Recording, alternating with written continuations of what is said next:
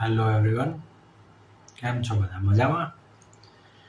તો રાતના 12 વાગવામાં 20 મિનિટ બાકી છે અને મને આવ્યો છે એક જોરદાર વિચાર. લગર વગર વાળ છે, પણ હવે વિચાર એવો જોરદાર આવ્યો છે તો મેં કીધું કે લાય આજે તો શેર કરી જ દઈએ, જે થવું એ થાય. તો વિચાર એવો છે કે આપણા શરીરમાં એસ્ટ્રોલોજીકલ જ્યોતિષશાસ્ત્ર પ્રમાણે આપણા શરીરમાં સૂર્ય ભગવાનનું સ્થાન માથા પર હોય છે અને શનિ ભગવાનનું સ્થાન નાભીથી નીચેના એરિયામાં હોય છે. હવે શનિ ભગવાન જે છે એ આપણા ઘર, ગાડી, બંગલા, પૈસા, એડમિશન, નોકરી, છોકરી, જેટલી પણ મટીરિયાલિસ્ટિક વસ્તુ છે એ બધાના કારક છે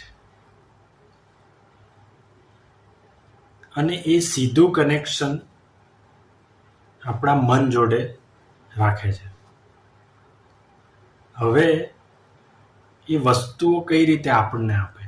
ફોર એક્ઝામ્પલ, દિવાળીમાં તમે પૂજા કરવા બેઠા છો અને તમારા મનમાં વિચાર આવ્યો કે અરે યાર, પૈસા પૈસા પૈસા, આ વખતે તો વધારે કમાવા છે.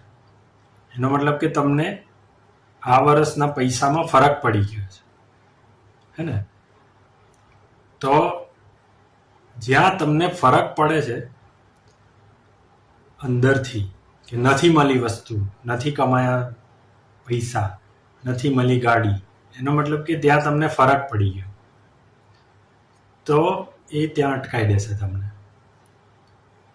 જે ભાડાના ઘરમાં રહેતો હોય એને ફરક પડી ગયો, અરે મારું ઘર નથી બન્યું, તો એને ફરક પડી ગયો ત્યાં, તો એનું પોતાનું ઘર નહીં બનવા દે. પણ જે મસ્ત મોલા રહે છે, જેને કંઈ ફરક જ નથી પડ્યો, તો એનું તમે જોશો ને તો એનું ઘર બી બની જશે, એનો બંગલો બની જશે.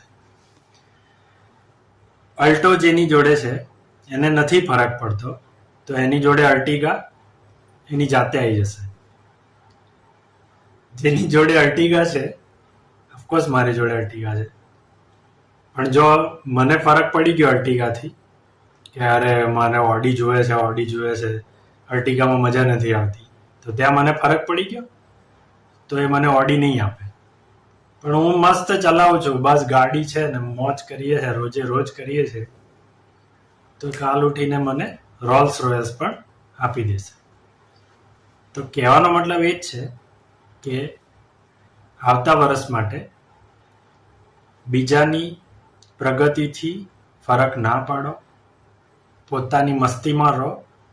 જ્યાં ફરક પડશે ત્યાં અટકી જશો, એટલે ફરક પાડવાનું બંધ કરી દો. મોજ કરો, રોજ કરો, પોતાનું કામ કરતા રહો.